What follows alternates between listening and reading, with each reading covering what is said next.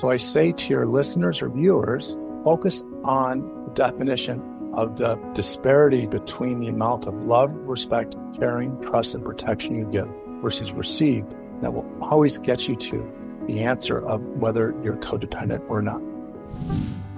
Hello, everyone. I'm Dr. Wendy Myers. Welcome to the Myers Detox Podcast. And we have such a good show today. We have Ross Rosenberg on the show, and I've had him on before, and he's such a good guest.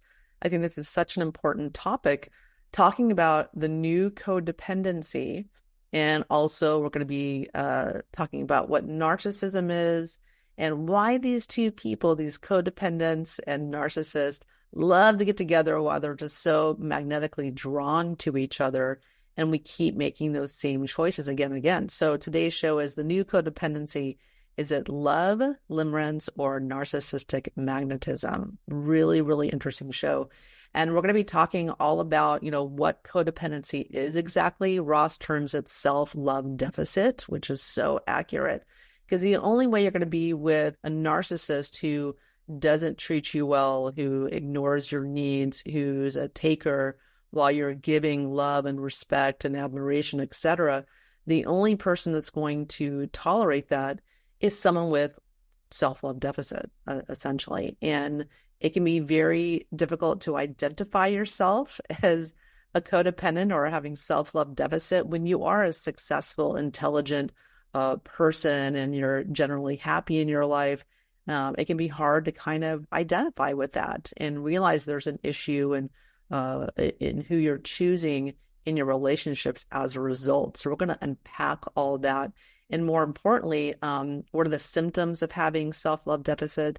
And we'll also talk about what you can do about it. And Ross's new book called The Codependency Cure, which is essentially, which is unpacking all the different types of codependents and what they look like.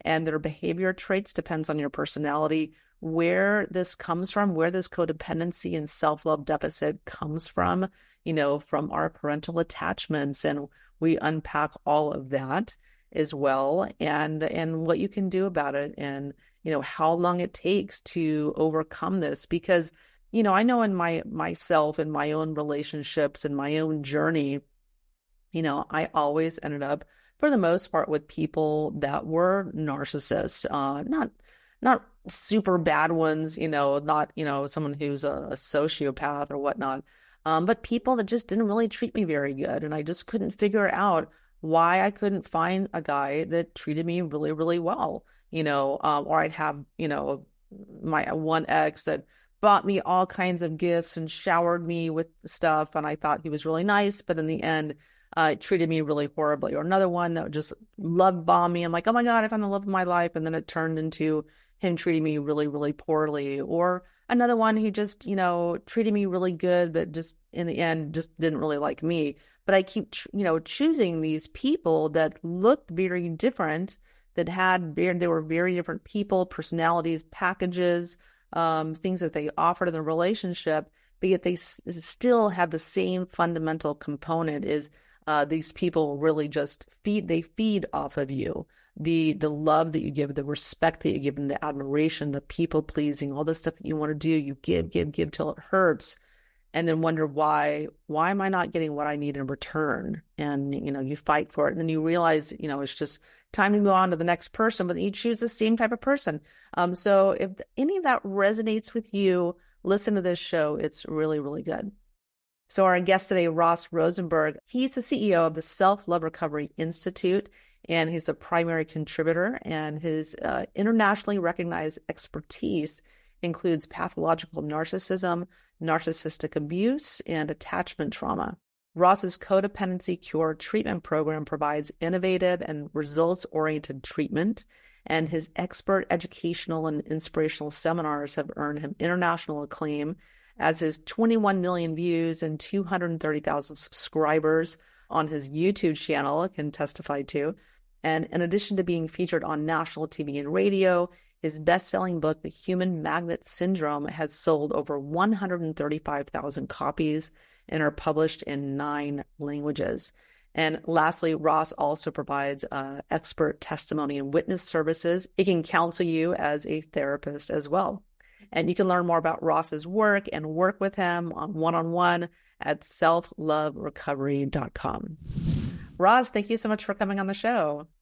Well, it's really nice to be here, Wendy.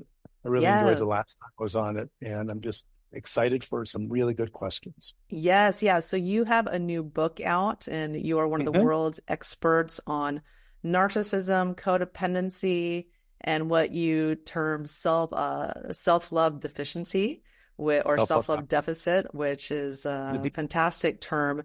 And I feel like a lot of, like myself, I consider myself an ex-codependent, and I know there's a lot of people listening, empathic people or sensitive people that, may also deal with codependency and relationships that are not so savory, that are, abusive or attracted to narcissists. And it's quite common.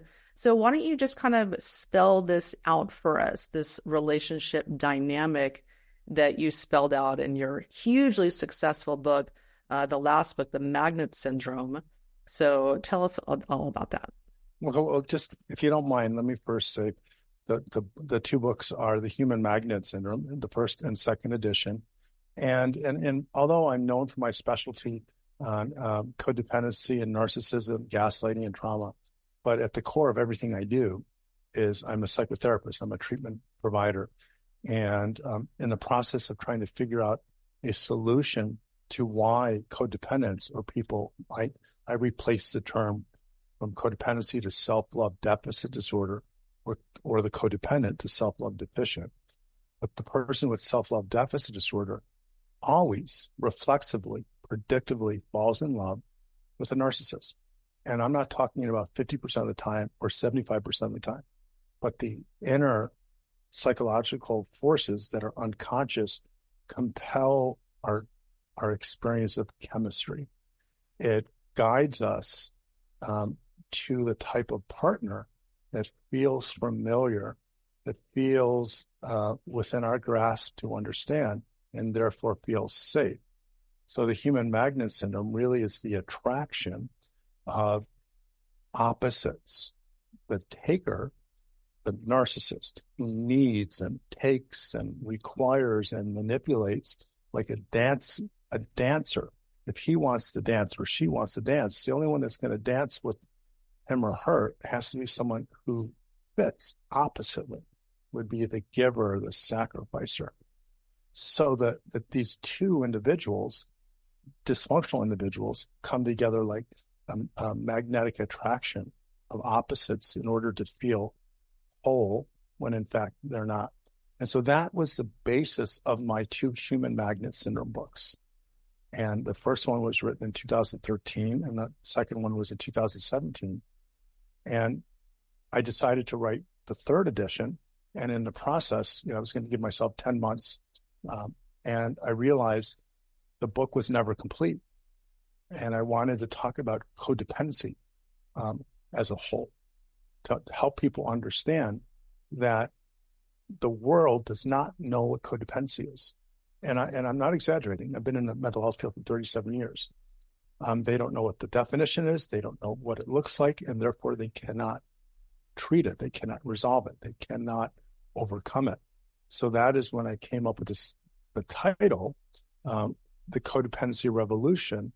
Fixing what was always broken was my 4.5-year journey. It took me forever to write this book to tell both the layman and the professional world that what you know is wrong. No one's at fault. No one made a mistake. It's just like any part of science.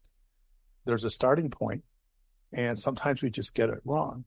And to explain why it's wrong, to explain why what's wrong has hurt so many people, and then offer updates and solutions. And so that is the thesis, the overriding thesis of the book.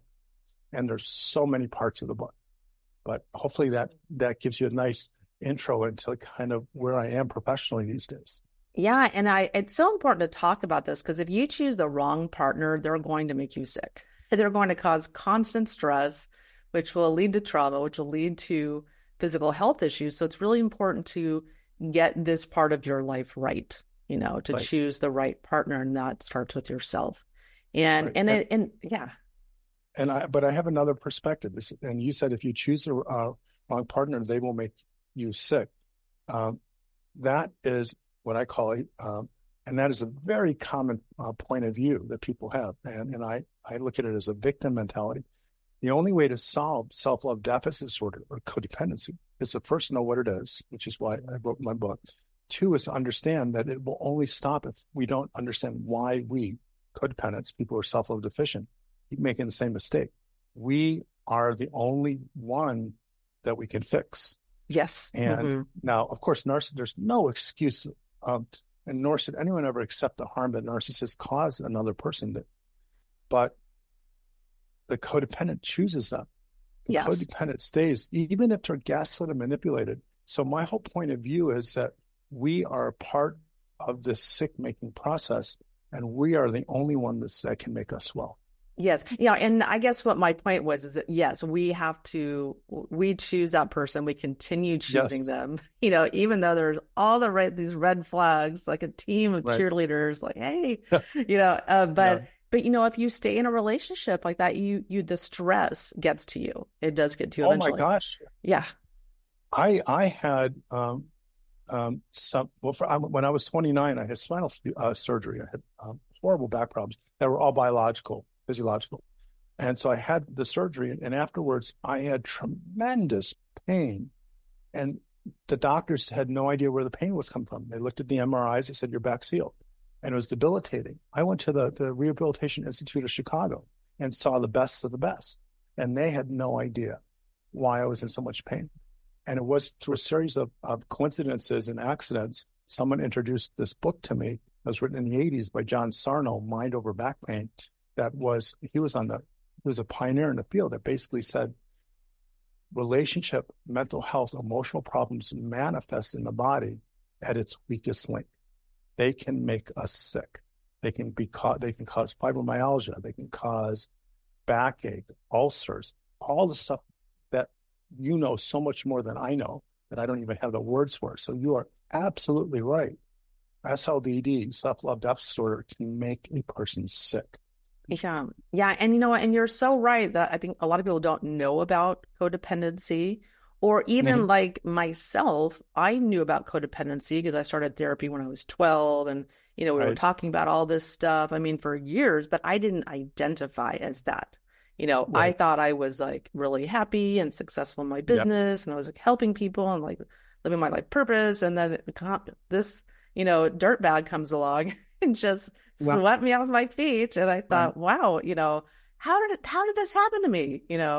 And so let's talk about that. Like, why is it going to take a revolution to educate people about codependency and change these patterns that people are in, that they're just unconsciously choosing these toxic people?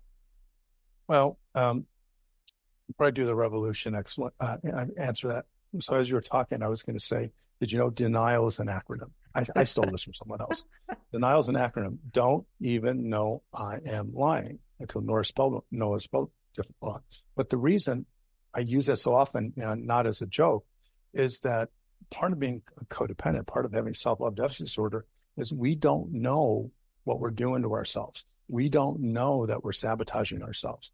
We don't know that we're making bad decisions. We are not doing this to ourselves. And it happens over and over again. And that is why codependency or self-love deficit disorder is so incredibly difficult to solve, because it comes from this unconscious source that if you're going to solve it, first of all, you have to know what it is, which is going to be the answer to your question in a second.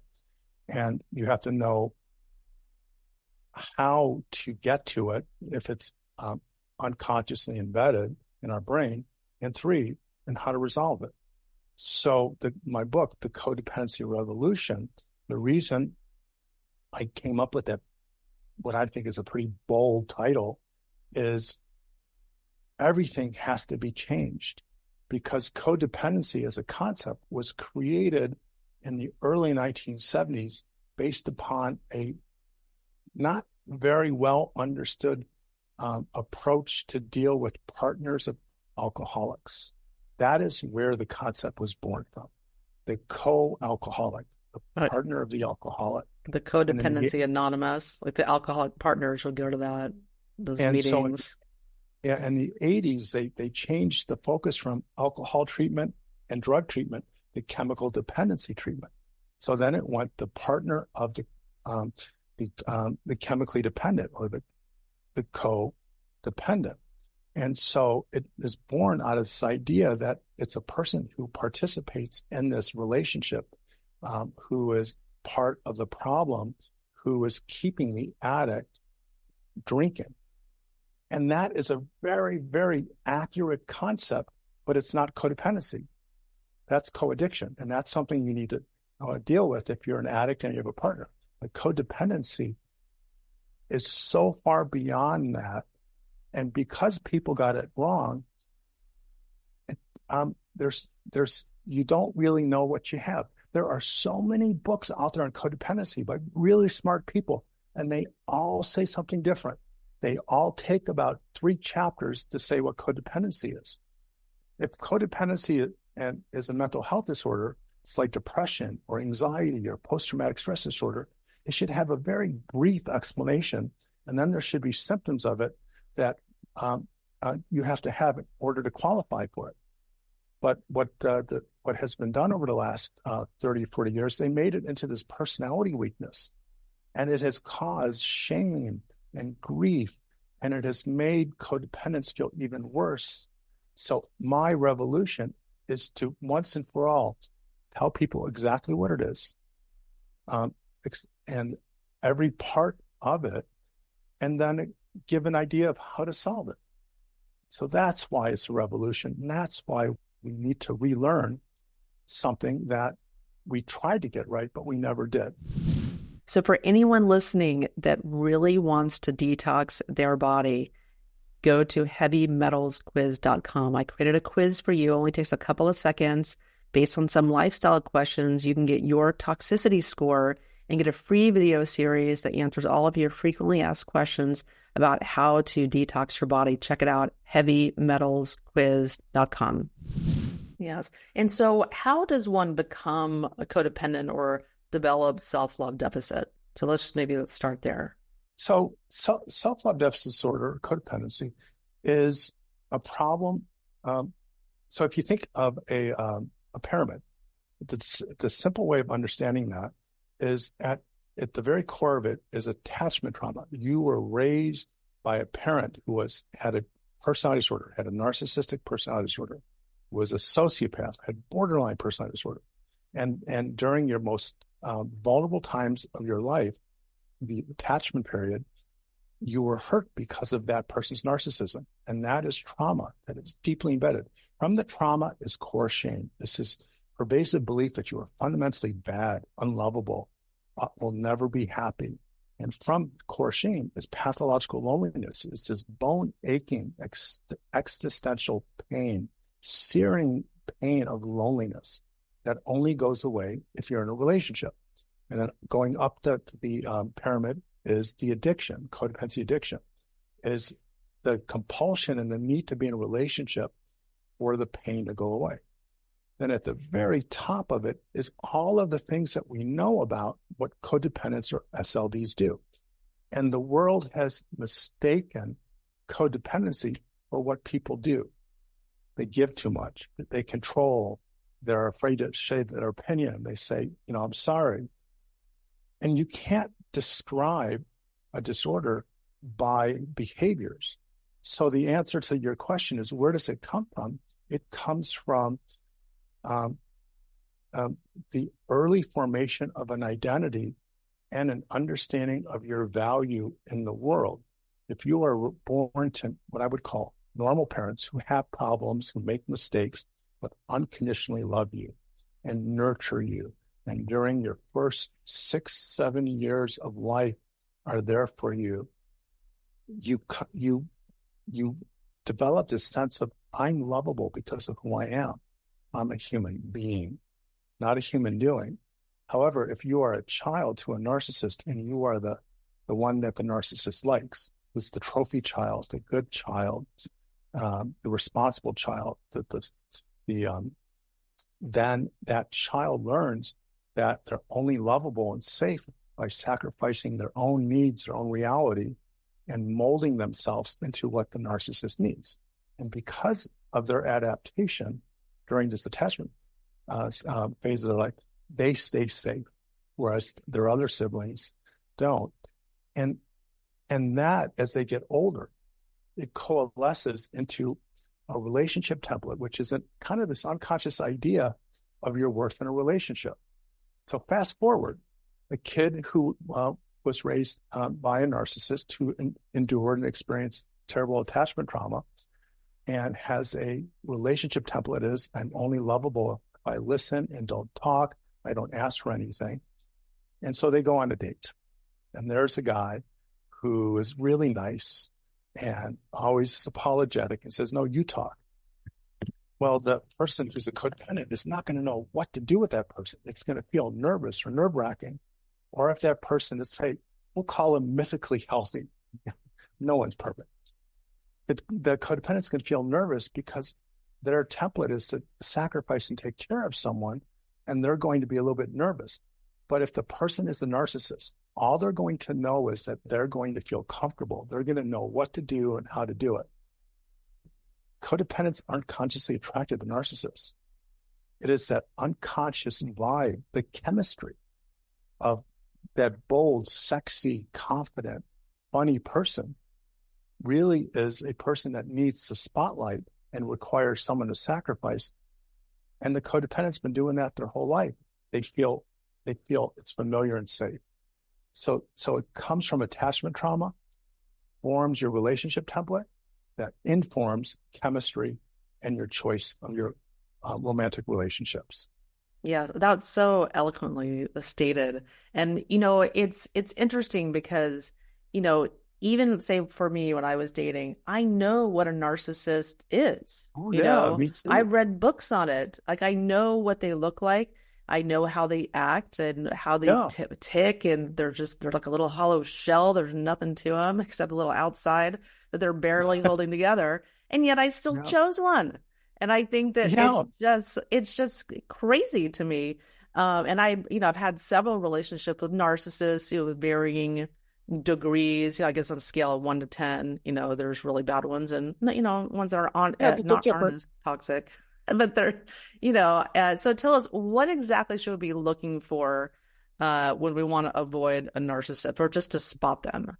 You cannot keep yourself safe just by the act of looking for them. But it's required to keep yourself safe. And let me explain. The forces that compel us, that push us, that motivate us to choose a narcissist over someone who's nice to us, we don't have access to that. We don't know what's going on. It's happening in the background. It's part of our unconscious mind, part of our self that's kind of disconnected or dissociated. So the chemistry thing just happens. We don't think about if there's a beautiful, gorgeous person who we're just like got a crush on and we're just jonesing for.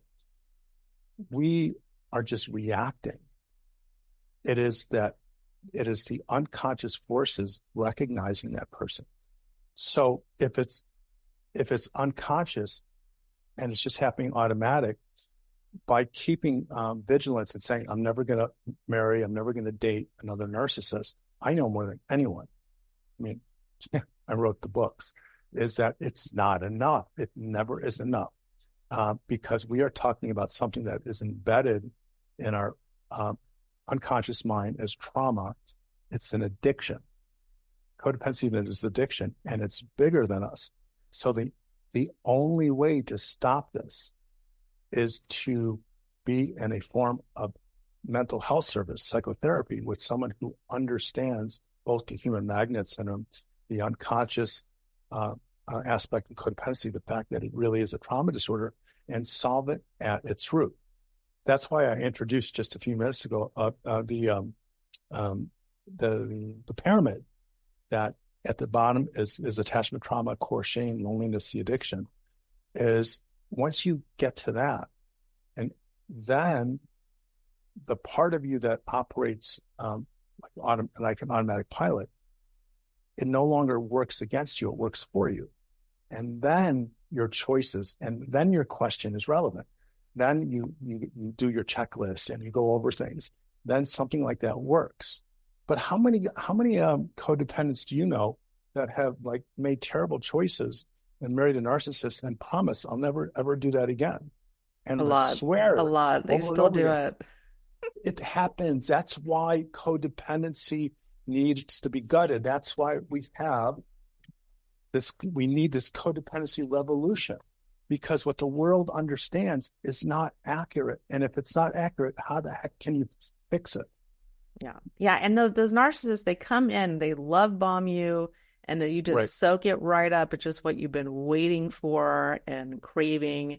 Like I know when right, I was dating my ex, who was definitely a narcissist, you know, I was like, you know, and I told him, if you lie to me, we're done. And then he lied right, to me and I still kept going. I was like, right. oh, I'll just overlook it. And then you know, and I'm like, oh, I know this is bad for me, but I'm just gonna do it for a little while because it feels good. And you just keep making excuses, and it just keeps snowballing.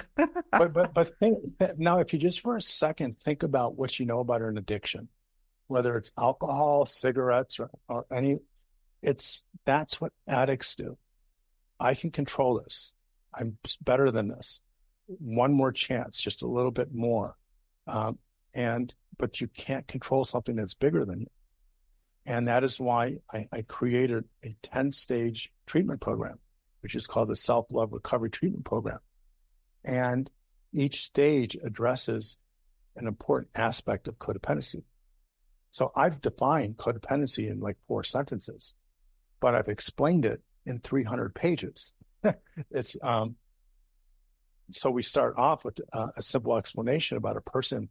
It gives all, it's codependency is defined as a person who gives all the love, respect, caring, trust, and protection, wants it to be mutual, tries to make it mutual, and they can't because they chose a narcissist, the magnets in them, because they can't, and they stay in a relationship. That's it. That's the definition. Then we have so many different types of codependents. They're all different sizes and shapes. You got the passive ones that just are martyrs and don't say anything. You got the active ones that are like fighting back and trying to manipulate. You got the cerebral ones. You got the anorexic ones. And I have a whole chapter on that. But if you understand the basic definition of it and understand that personality and all these other attributes are independent, then the psychotherapy or the treatment for it can be focused. Because if your focus is on don't date someone who drinks too much. Don't date someone who talks too much. Well, the focus has to be on the problem. The codependency is giving all of everything and not being able to leave a relationship despite your loneliness and your emptiness. And so are there any other like symptoms you could list about what self-love deficit looks like or codependency looks like so people can kind of identify themselves as codependent? Absolutely. But I want to say it's so important, and I'm going to give the symptoms, is to not get lost in the symptoms because codependency looks different depending on your personality type. So you have to ask yourself, in your intimate relationships, your important relationships, who gives most of the love, respect, caring, trust, and protection, LRCTP? And if you do, and no matter what you do, you don't get it back and you stay in, that is the most important set of symptoms because that's the core, that's the heart of the problem. Now, so I can say to you that you say sorry too much. You apologize for other people's mistakes. You smile when you're sad. And you are always volunteering. You have bad boundaries. I can list so many different symptoms, but the symptoms are more connected to the codependency personality type. Like, for example, the active codependent, they fight and argue and they can be manipulative. Most people say, well, that sounds narcissistic. No, it's not. because that person stays in relationships where they give all the LRCTP away and don't get it. Well, what about the person who I call is a cerebral codependent? They're reading books. They're always in therapy. They're going to workshops. They're going to retreats. They're always have their mind stimulated and self-help. And so they're always feeling like, when they come to me, they said, oh, I've done a lot of work. I've had good therapy. But yet they're still in relationships with the narcissist or the anorexic codependent, where the pain and the consequences of loss, because narcissists can be, I don't know what the rating is on this podcast, but I'll pretend it's a G. They can be jerks. They can be. And the consequences are so severe that someone will survive by shutting down their need for intimacy and sex. It's just shutting down. It's called dissociation.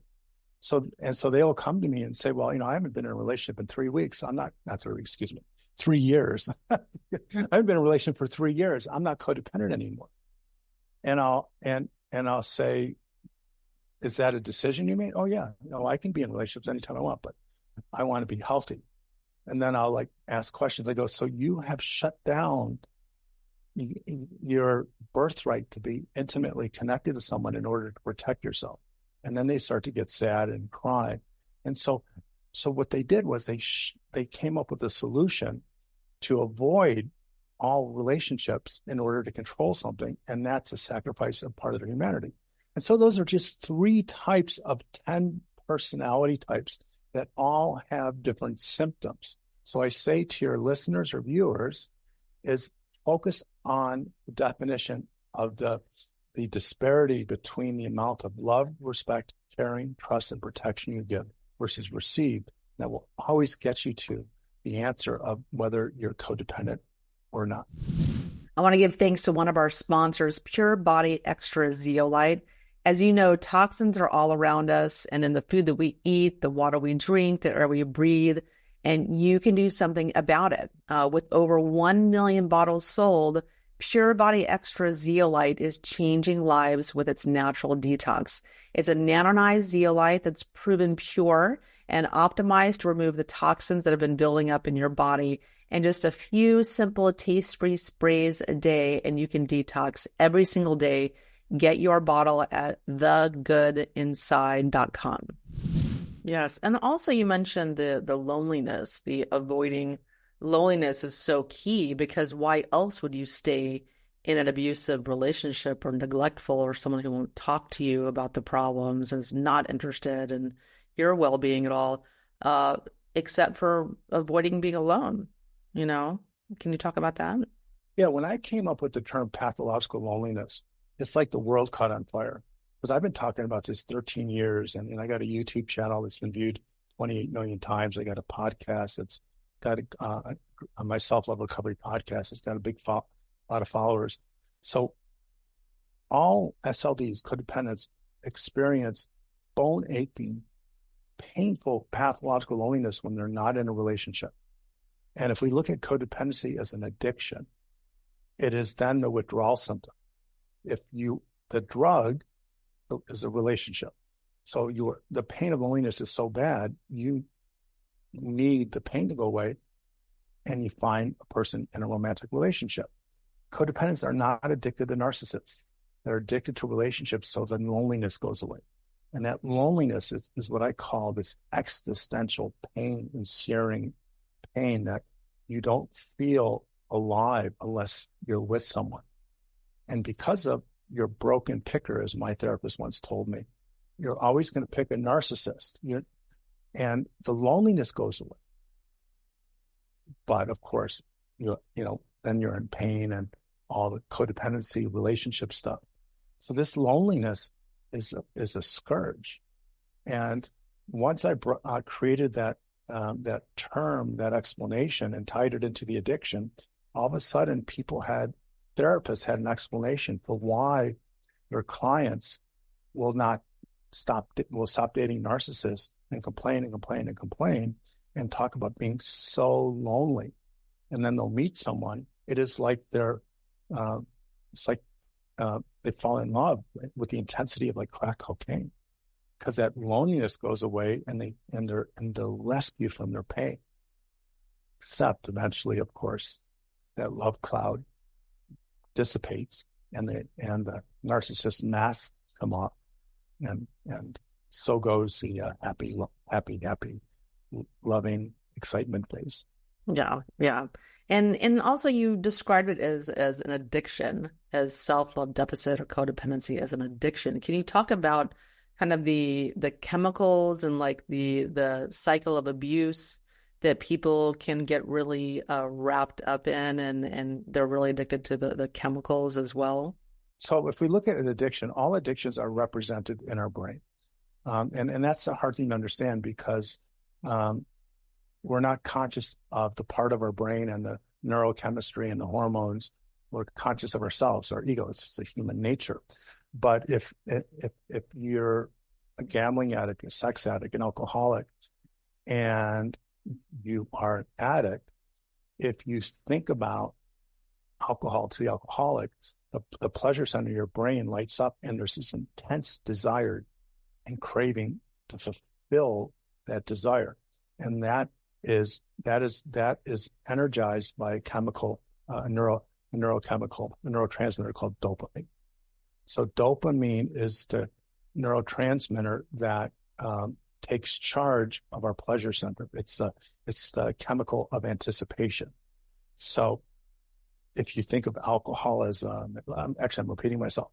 So a codependent who has withdrawal symptoms of loneliness, a person who's addicted to cigarettes has withdrawal symptoms of anxiety and constant cravings for a cigarette.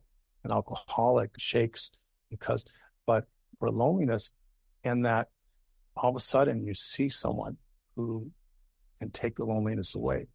It's like the gambling addict seeing a casino, the alcoholic seeing a bottle of booze, the sex addict seeing a prostitute. That part of the brain just lights up, and it says, well, I want some, and it commandeers our thought processes, which is another part of the brain, which is just the way we think. And next thing you know, alcoholic reaches for a bottle. The codependent says yes to a person that is obviously narcissistic. And then the pain goes away. You think of the movie of the heroin addict who says, I'm not going to use it, I'm not going to use it, I'm not going to use it. And next thing you know, they go, F it.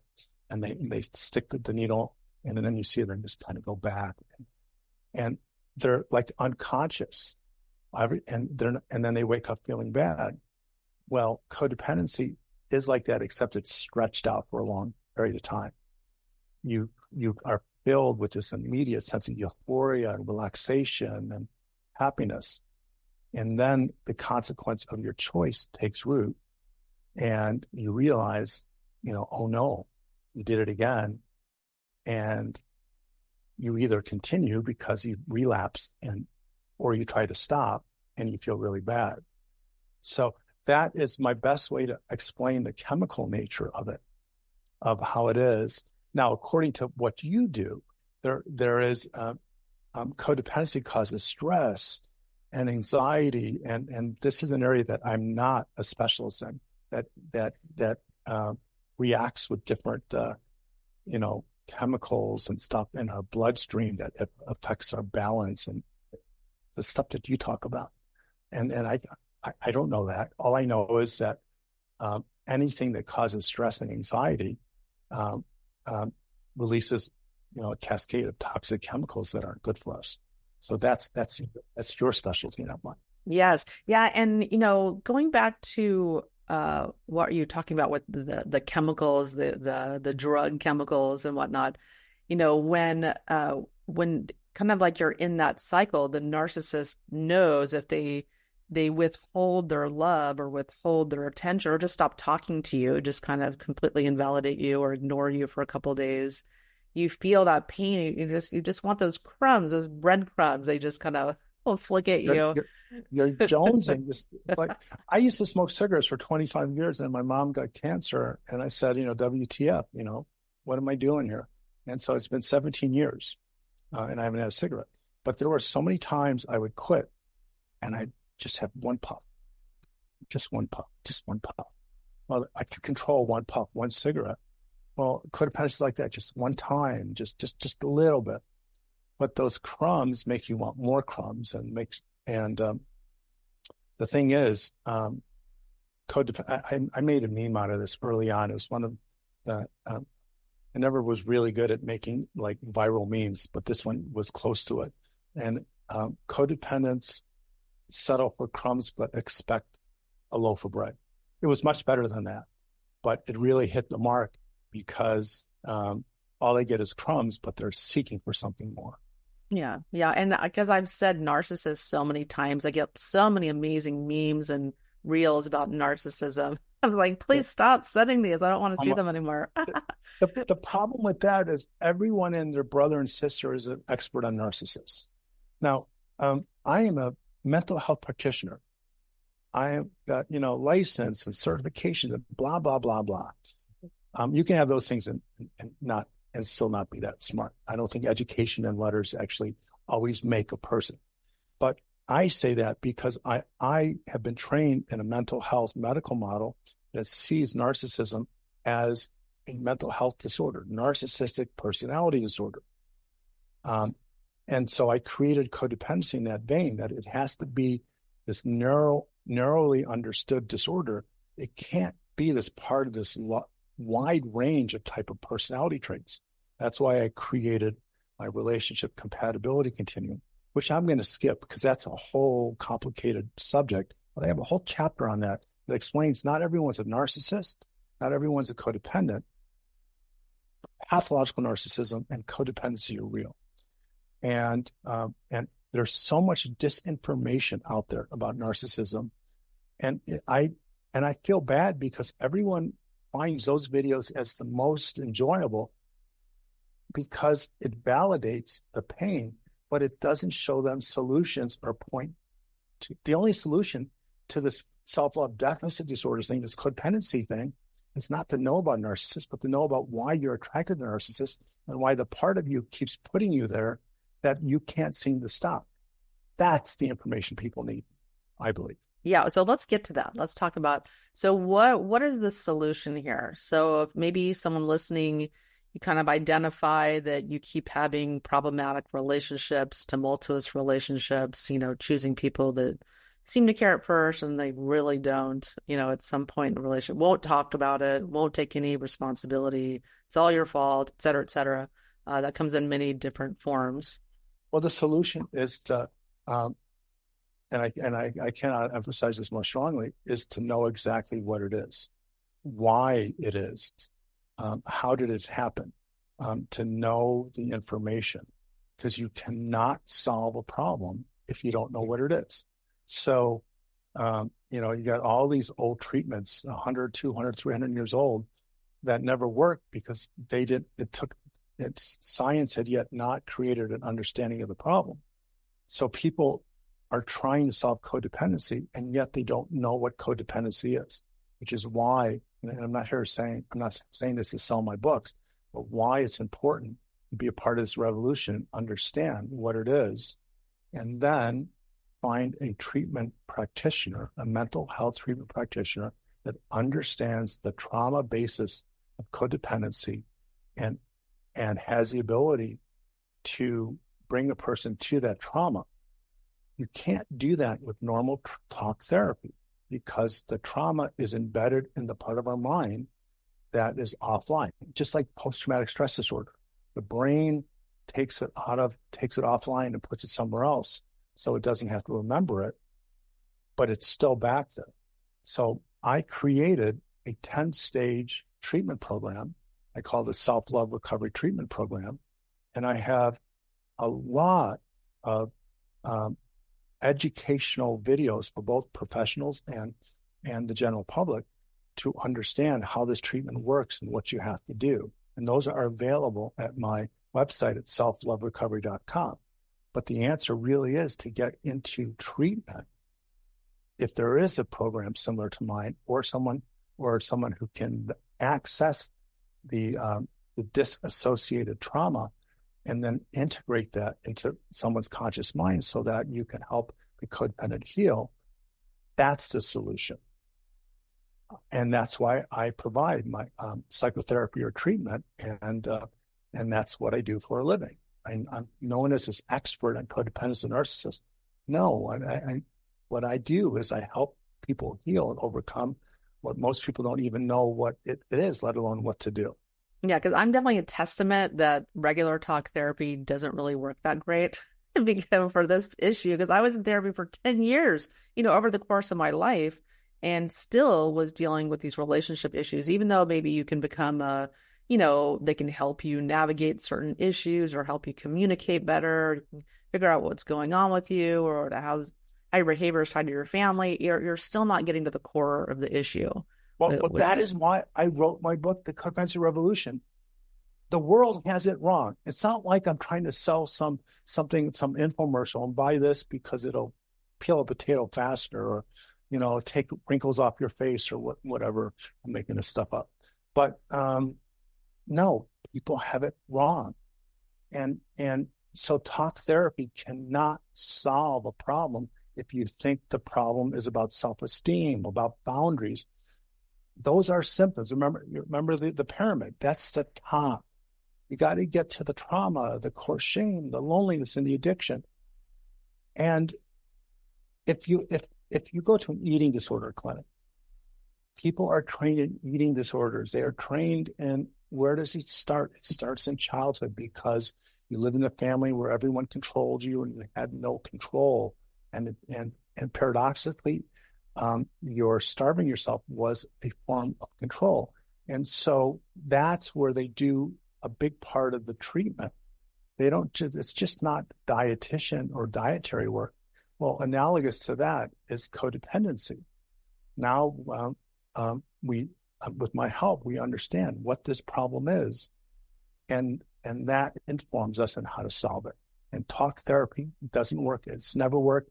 And there are millions upon millions of people that have died, broken codependents, because no one knew the problem and created a treatment program for it. Yeah. And it's never too late to work on this stuff. Like my mom did a lot of work, and then at 65, she got married to an amazing man that treats her amazing now. And I'm so happy for her. So it's never too late, no matter what age you are, to start working on this and find a partner who reciprocates, who gives as much as you give, loves as much as you love. George Eliot said this, I think somewhere in the 1800s, late 1800s, I don't know, but a long time ago, said, it's never too late to be the person you should have been. One of my all-time favorite sayings. I've worked with clients in their 70s, and I work with clients who are in their 20s, except the 20s doesn't really fit the saying. But just the range, everyone has an opportunity to solve the deeply embedded and invisible pain and trauma that drives our broken picker. Or as my therapist once told me, falling in love, what do you say, Ross? The problem with you is you fall in love with the same woman, but with a different face. Mm-hmm. And be like, but they seem different. It's weird because, narcissists can come in a lot of shapes and sizes. They can come super generous and buy all kinds of stuff for you, or they can love bomb you and, have this unbelievable sex, or they can be super kind and caring or spiritual, very, very spiritual and religious and whatnot. And it can throw you off because you think, oh my God, I found this amazing guy that is like what I've been looking for. But they come in a lot of different shapes and sizes. So it can be hard to identify a narcissist. Well, it's hard to identify them if you're an SLD or a codependent because you're blind to it. Yeah. It's like, but that is why I created the term. Actually, I didn't create the term pathological narcissist. That turns me around. But I use that term to explain the type of person codependents fall in love with. And that is either someone with a narcissistic personality disorder, a borderline personality disorder, or antisocial personality disorder. And then there's subcategories like covert narcissism. That's narcissistic personality disorder with sociopathic traits. And so there's different types, but but they're all connected to a specific disorder that we understand in the mental health field. I want to take a moment to thank one of our sponsors, pH Prescription Water Filters. And so, as many of you know, our clean drinking water is at risk. Our national water system is broken.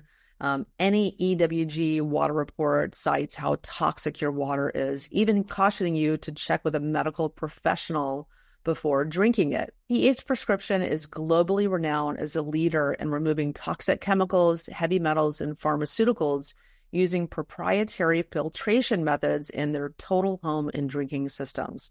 So call pH Prescription, the water doctors, for a free consultation at 772-220-8789 or visit their website, phprescription.com. So let's talk about what are some of the first steps? So when someone, say, maybe they've kind of had a little bit of a light bulb moment listening to this podcast, and they think, maybe, I haven't had any successful relationships and they end bad. And first step, again, I'll say it until my face turns blue. Where did I hear that saying? Okay. It's funny how a saying just come up. It's out of my childhood, but I'll say it. And always is you have to know what it is. So my book's The Human Magnet Syndrome, and for the most part, the Codependency Cure. They don't talk about my treatment program. My treatment program is talked about in the educational videos I sell online. But I've sold about 175,000 of these books, and people tell me all the time I saved their life. And yet it's not treatment. It's because it opened their minds to what they were blind, that they didn't know. It gave them an idea of how much they were living a nightmare, and they could identify it and try to get out of it and seek help. So the first step is to understand who you are, why you are, and the problem in narcissists. And that is get my book. The second step is to get into treatment that addresses the foundational causes, not the symptoms, not the top of the pyramid, but the psychotherapy that can get to the attachment trauma and the core shame. So, and that therapist is going to have to be trauma informed and is going to have an addictions background and understand systems theory and have a solid mental health background, and so that they can solve the problem that where it is, not what. So the client doesn't know where it is. So the therapist has to know where it is so they can help the client get to it. Yeah. And about how long does that take? How long does that recovery period take? I'm sure it's different for everyone, but just ballpark. So the treatment program, the self-love recovery treatment program, takes between 9 months and a year and a half. And we're not talking about just regular talk therapy. We're talking about by the third month, people's lives change. Everything changes. In fact, it is really common for my clients within the first month, they start to change. And I'm not saying it's a cure and it works that fast, but they get hope. They have a picture of a future. And it's very common that the narcissists get really upset. They do, and I tell my clients, do not tell your narcissist partner about me and my book, because they're going to read it and they're going to sabotage it, because they're going to be threatened by it. And they all kind of say the same thing, that the narcissist either gets worse, nastier, or it gets nicer as they enter the treatment, because they get nervous, because narcissists need you to not have hope and feel, in constant despair and weak. And once you have hope, they lose their footing. So treatment that addresses the foundational causes, just go back to my pyramid. I actually have a YouTube video. It's an animated YouTube video that talks about the pyramid. And if you Google Ross Rosenberg pyramid self-love deficit disorder, the YouTube video will pop up. That just in like 5 minutes talks about it. Get to that, your life will change. Yes. And so you mentioned, don't mention to the narcissist. Can you start this while you're in a relationship, or is it better to do it when you're out of it? I know some people just can't kind of break those chains until they have a little bit of information. So I'm smiling, and for those people that are listening to this on a podcast, I'm smiling. I just said that. If I required someone to be out of a relationship, I would be out of business because that would mean because codependents don't like to be out of relationships long, and so that they tend to jump back into them. No, most of my clients come to me when they're in a relationship, and they're like, they wake up one day and realize, their life is turned to a piece of coal. I'm trying to use non-inflammatory words. Has turned to crap, and they're like depressed and they're filled with despair. I built my program around this idea. Stage 5 is preparing to set the boundaries. Stage 6 is executing the boundaries. So even in the program, it assumes you're in a relationship, and it does not want to have the codependent move too quickly, because if they do that before they've created a healthy foundation, they're going to relapse and then fall prey to the next narcissist, the next soulmate who turns into a cellmate. Yeah. That's my dad's quote. I love that. A soulmate that turns into a cellmate. That's so good. Yeah. And it's also the narcissist doesn't want you to leave either. I think it's difficult of course not. to leave a narcissist. Like my last relationship, I had to move. I had to leave without giving notice. I left, and it took the person a month to move out. I said, I'm never coming back. So you just have to leave. And I was like, I'm going to be gone until you're gone. And that was I couldn't do it. I couldn't have a conversation. This isn't working for me. I think you need to move out. That was not happening. So right. They have a vested interest in your supply, attention, money, whatever you're giving them, a place to live, a pool that they like, or whatever it is they like that they're with you for. They're not leaving. It's not going to be an easy split. So you have to kind of have a strategy, and certainly you helped with that. Well, let me add to that. So you're absolutely right. Bingo, right on. In addition, they have worse pathological loneliness, and they have the same addiction. They're just much better at manipulating people. So that is why I created this article. It's on my blog. It's the 15, this is not the title, but the 15 things narcissists do to sabotage a breakup. It's like a dog that you've fed table scraps its whole life, and the vet says, stop doing it. Well, that dog will do everything and anything and not stop and try to wear you down. And so the narcissists are going to feel like you're taking away their oxygen, their life source, and they will do anything, as far as in some cases attempt suicide, beg, go to therapy. And narcissists don't like therapy. Promise to stop this or to do that.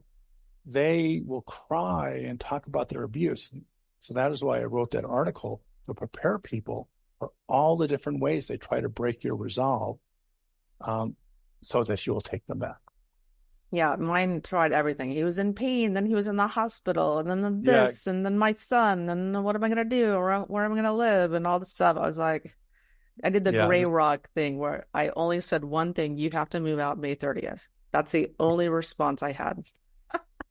You're very, very clear. You're probably using my observe, don't absorb technique and not even know it. But it worked. It worked. Yes. So tell us again what your website is, your book, where we can get it. Well, it is the Codependency Revolution, Fixing What Was Always Broken. The website is selfloverecovery.com, selfloverecovery.com. Write us an email at help@selfloverecovery.com.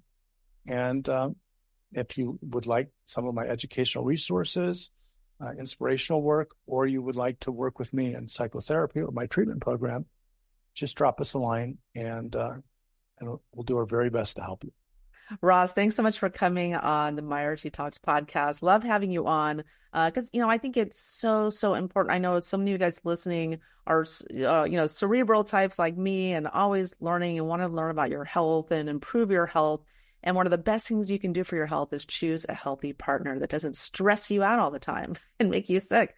So you got to get this part right too. And you have so many great resources and tools for people to do just that and put them on the right path as quickly as possible, because talk therapy is like the slow road to China. So thanks so much for coming on. And everyone, thanks so much for tuning in every week to the Myers Detox podcast. I'm Dr. Wendy Myers, and just love doing this show for you guys to help, give you all those pieces of the puzzle that you need to feel good, because you deserve to feel good. You deserve to have good health. So thanks for tuning in. The Myers Detox podcast is created and hosted by Wendy Myers. This podcast is for information purposes only. Statements and views expressed on this podcast are not medical advice. This podcast, including Wendy Myers and the producers, disclaim responsibility for any possible adverse effects from the use of information contained herein. Opinions of guests are their own, and this podcast does not endorse or accept responsibility for statements made by guests. This podcast does not make any representations or warranties about guest qualifications or credibility. Individuals on this podcast may have direct or indirect financial interest in products or services referred to herein. If you think you have a medical problem, consult a licensed physician.